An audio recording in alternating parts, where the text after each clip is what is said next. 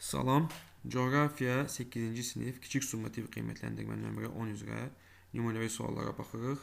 Birinci sual. Ətraf mühiti çirkləndirən təbii coğrafi proseslərə aiddir. Deməli, bizə şəhərləri yaradan təbii məişət tullantıları, avtomobil nəqliyyatı, faydalı qazıntıların hasilatı və kimya sənaye müəssisələri bunlar antropogen, yəni insanın təsiri ilə baş verən proseslərdir. Amma külək burulğanları zamanı havaya qarışan tozlar isə bu təbii amillərdir.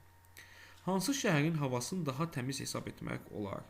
Burada bizə verilən Tehran, New York, Sumqayıt, Pekin şəhərləri daha çox zavodların, fabriklərin yerləşdiyi və insanların sıx yerləşdiyi şəhərlərdir. Yəni daha çox çirklənib. Amma İslandiyanın paytaxtı Reykjavik şəhəri isə nisbətən daha təmiz şəhərlər hesab etmək olar. Azərbaycanın daha çox çirklənmiş çaylarına aiddir. Azərbaycanın burada bizə verilən çaylar daha çox çirklənmiş çay Oxçu çayıdır. Çünki Oxçu çay öz mənbəyini Ermənistan ərazisindən götürür və ermənilər ora müxtəlif tullantıları atmaqla Oxçu çayının çirklənmiş çaylar sırasına daxil olmasına gətirib çıxardıb. Dördüncü sual. Külək və toz burulğanlarının baş verdiyi ərazi. Deməli, külək və toz burulğanları əsasən səhralarda baş verir. Burada bizə verilən ərazilərdən səhra yayılan ərazi isə Turan ovalığıdır. Yəni cavab B bəndi olmalıdır. 5. Rekreasiya turizm ehtiyatlarına aiddir. Deməli, insanların istirahətinə imkan yaradan turizm rekreasiya obyektləri lazımdır bizə. Bunlar mədəni tarixi abidələr ola bilər, mineral bulaqlar ola bilər və dağlar ola bilər. 1, 4, 5. Y bəndi düzgün cavab olmalıdır. Kyoto protokolunun imzalanma səbəbi. Deməli, Yaponiyada imzalanan Kyoto protokolunun əsas səbəbi atmosferə atılan zərərli qazların artmasının qarşısının alınması idi. 7-ci sual. Ətraf mühitdə yaranan problemləri ardıcıllıqla müəyyən edin. Ardıcıllıqla müəyyən edin. Deməli, su anbarlarının yaradılır. Su anbar yaradıqdan sonra buradan su kanalları çəkilir və bu su kanallarının hesabına pampırçılıq inkişaf edir. Amma həmin su varmada istifadə olunduğu torpaqların şoranlaşmasına gətirib çıxardır. 4, 2, 1, 3. 4, 2, 1, 3 C bəndidir. 8-ci sual. Düzgün uyğunluğu müəyyən edin. Deməli, burada bizə turizm ehtiyatları verilib. Deməli, Şəki-Zaqatalada yerləşir Xalxal və İlisu bulaqları. Xalxal yerləşir Oğuzda, İlisu isə Qaxda yerləşir. Göygöl və Maral göl Gəncə Qazaxda, Batabat gölü Sirab bulağı isə Naxçıvanda yerləşir. Yəni 1B, 2C, 3A şəklində olmalıdır. Cavab B bəndi. 9. Hansı amillər kənd təsərrüfatında ətraf mühitin çirklənməsi səbəb olmaz? Ziyan vericilərə qarşı maddələrdən istifadə edilməsi, yəni müxtəlif kimyəvi maddələr kənd təsərrüfatına çirklənmə səbəb ola bilər. Yəni, biri götürə bilmərik biz. Suvarmada yeraltı sulardan istifadə bu ciddi şəkildə təsir göstərmir. Ətraf mühit çirklənməsinə səbəb ola bilməz. Normadan artıq suvarma, bəli, bu artıq qurun sularının səviyyəsinin qalxmasına, torpaqların şoranlaşmasına gətirib çıxarda bilər. Mineral qüvvədən istifadə də müəyyən dərəcədə çirklənməsinə gətirib çıxarda bilər. Əkinlər növbəli sistemə keçid, əksinə çirklənmə səbəb olmaz. Tarla qoyucu meşələr isə əksinə səbəb olmayan amillərdəndir. 2, 5, 6 şəklində olmalıdır sualımızın cavabı. Sonra aşağıdakı adları qeyd olunmuş dəniz, körfəz və çaylardan daha çox çirklənmiş olanlarını seçərək cədvəlin müvafiq xanalarında qeyd edin deyir bizə.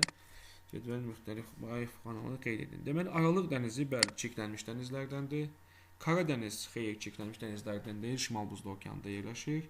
Karib dənizi bəli daha çox çirklənmiş, daha çox istifadə olunan dənizlərdir. Bering çirklənmiş dənizlərə aid edə bilmərik biz. Biskay körfəzi bəli çirklənmiş körfəzlərdəndir, çünki orada daha çox gəmilərin keçdiyi ərazilərdəndir. Anadır körfəzi orada çirklənməyib. İran körfəzi amma burada rəqəmlərlə verilib. A çirklənib. C İran körfəzdə həmçinin çirklənib, çünki oradan neft çıxardılır və neftin çıxarılmasında çirklənib. Çaylardan da isə Volqa çayı daha çox çirklənmiş çaylara aiddir. Ob çirklənmiş çay deyil. Bir də Reyn çayı çirklənmiş çaylara aid edə bilərik biz. Deməli, bu A variantı oldu. B variantına da baxaq.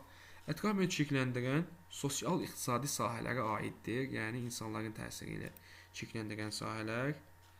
Deməli, bunlardan yanacaq məhsulunun yandırılması insanların təsirlə baş verir. İldırım çaxması, külək vurulğanı, təhlükəli sellər, vulkan püskürmələri isə təbiilərə aiddir. Hansı şəhərin havası daha çirklidir? Pekin şəhəri Çinin paytaxtı daha çox çirklidir, çünki burada həm insanlar çoxdur, həm də iqtisadiyyat zavodu, fabriklər çoxdur. Azərbaycan daha çox çirklənmiş çaylarından deyil. Yəni daha çox çirklənmiş çaylarından deyil deyir bizə. Deməli burada bizə verilən çaylardan daha çirklənməmiş, Kürçay çirklənmiş çaylara aiddir. Ağstafa çay, Oxçu çay, Bərquşad bunlar həmçinin çirklənmiş çaylardır. Samur çayı nisbətən çirklənmiş çaylara aid edə bilməyək. Cavab B bəndi olmalıdır. Külək və toz bulğanın baş verdiyi ərazi yenə bayaq dediyimiz kimi səhra lazımdır bizə. Burada verilən bizə Ərəbistan yaylası səhralar yayılıb. Rekreasiya turizm obyektlərinə aid deyil, yəni bayaqki sualın əksidir. Səhra və yarım səhralara aid deyil, əkin sahələrə aid deyil, faydalı qazıntılar aid.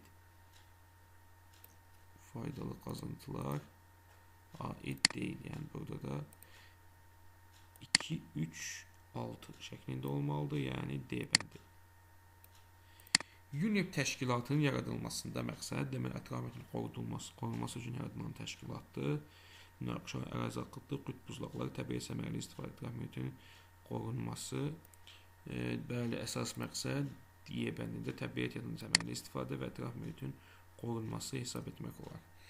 7-ci sual, ətraf mühitə yaradan problemləri ardıcıllıqla müəyyən edin. Deməli, bizə burada ardıcıllıq lazımdır. Ardıcıllıqda birinci, deməli, dağ yamaç meşələr qırılır. Meşələr qırılanda artıq torpaq eroziyası baş verir və xırda bulaqlar və çaylar quruyur və insanın həyat səviyyəsi pisləşir. 4, 2, 4, 1, 3. 2, 4, 1, 3. D bəndində verilib. Düzgün uyğunluğu müəyyən edin. Deməli, Badamlı Vayxır bulaqları Naxçıvanda yerləşir. Turş su Şirvan bulaqları Qarabağda yerləşir. Çuxuryol bulağı isə Dağlıq Şirvanda yerləşir. Deməli, 1-ə C lazımdır. 1-ə C, 2-yə A, 3-ə isə B şəklində C bəndi olmalıdır düzgün cavab. Kənd təsərrüfatında ətraf mühitin çirklənmə səbəb olan amilləri müəyyən edin deyir bizə. Deməli, mineral gübrələrdən istifadə bəli çirklənmə səbəb ola bilər. Əkin növbəli sistem deyil, tarla qoruyucu meşələr deyil, ziyanvericilərə qarşı müxtəlif maddələrin istifadə edilməsi və normadan artıq suvarma. 1, 4, 6 olmalıdır burada sualın cavabı. Qeyd olunmuş dəniz və körfəzlərdən daha çox çirklənmiş olanlar, yenə çirklənmiş olanlar lazımdır bizə. Burada bizə verilənlərdən Şimal və Qaradəniz çirklənmiş dənizlərə aid ola bilər. Çünki Şimal dənizdən neft çıxarılır, Qaradəniz isə nəqliyyatda daha geniş istifadə olunan dənizlərdəndir. Hudzon körfəzi çirklənmiş körfəz ayırda bilmərik biz. Gvinea körfəzi bəli çirklənmiş körfəzdir, daha çox istifadə olunan körfəzlərdəndir. Və bir də Meksika körfəzini çirklənmiş körfəz kimi qeyd edə bilərik. Çaylardan isə Dunay çayı bəli çirklənmiş çaydır. Bir də Mississippi çayını çirklənmiş çay kimi qeyd edə bilərik. Deməli, bu coğrafi 8-ci sinif, kiçik summa tepki məntəqəmə nömrə 10 oldu.